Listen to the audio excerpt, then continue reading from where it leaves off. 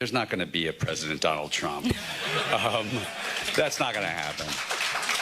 And it's not going to happen because we're not going to be used. Fear is not going to be something that we're going to, that's going to be what drives our country. We're not going to be scared of Muslims or immigrants or, you know, women. The worst thing about George Clooney isn't the unremitting bullshit that streams out of his mouth. It's the way he always acts as if he's got the moral high ground. You don't have the moral high ground. You're supporting one of the most corrupt politicians in generations. You're supporting a woman who took $100 million from Gulf state dictators, countries responsible for some of the worst human rights abuses on the planet. You're supporting a woman who's in bed with Saudi Arabia, a country that bankrolled ISIS, Al-Qaeda, and was involved in 9/11. Trump is actually a result, in many ways, of the fact that much of the news programs didn't follow up and ask tough questions. That's the truth. Really? So if Trump wasn't asked hard questions, why do studies show that he got the most negative coverage out of any Republican candidate? You know, the ratings go up because they can show up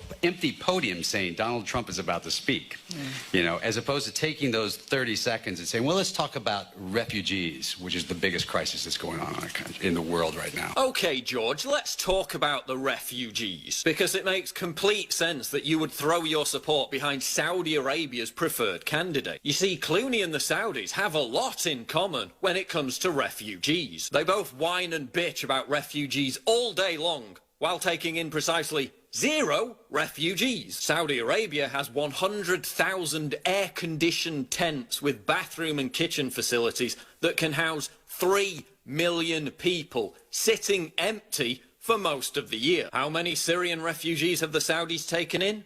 None. George Clooney visits Angela Merkel to lecture Europe about how they're not doing enough for Muslim migrants, despite accepting millions of them over the past year. How many Syrian refugees has George Clooney taken in?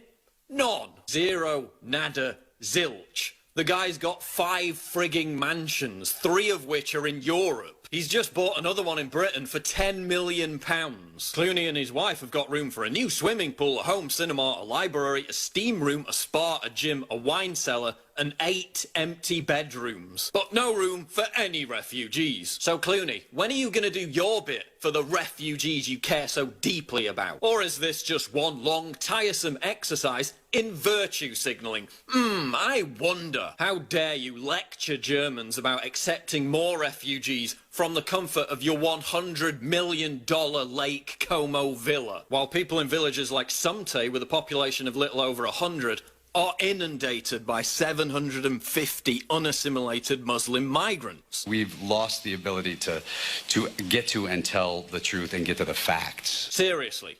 This is a guy who throws $350,000 a plate fundraisers for Hillary and then has the nerve to get on TV the next day to complain about getting big money out of politics. This is a guy who lectures Hollywood about diversity, yet whose new movie doesn't feature one single black actor. He's a total hypocrite, and I'm sick of seeing his smug, self-satisfied face spewing out meaningless platitudes while the media makes out like he's Jesus f***ing Christ. Clooney once angrily lectured a journalist who called one of his movies boring. You make a lot of films yourself, yeah?